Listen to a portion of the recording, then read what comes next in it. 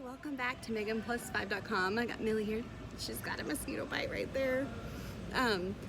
So I wanted to come and record at Menards while I'm here and just kind of give you guys some tips on what to choose whenever you're looking for wood for your projects that you're doing. So I would just kind of want to show you what I do so that maybe that'll help somebody out there. So here at Menards, they have, hang on Millie, standard pine, and then they have select, which is or the quality, I guess, which is the blue tags. So they have the red tags and the blue tags, and I always go for the red tags. It's a little bit cheaper, not a lot cheaper, but it is a little bit cheaper. Some of it is really kind of crappy wood. So what I do, and these are 10-foot sections, so let me try to pull it out of here.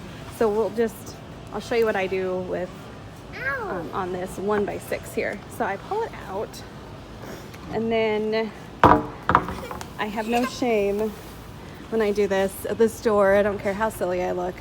So I lay it on the ground, and then I make sure that it completely, Millie, get off of that.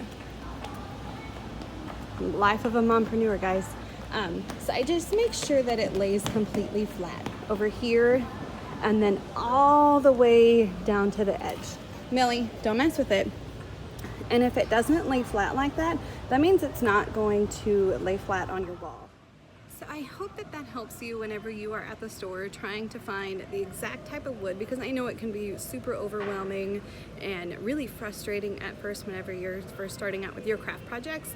So if you do have any questions, please leave them below, and I am happy to answer anything that you have. Don't forget to like and subscribe to my YouTube channel, and then visit MeganPlus5.com for even more crafty tips.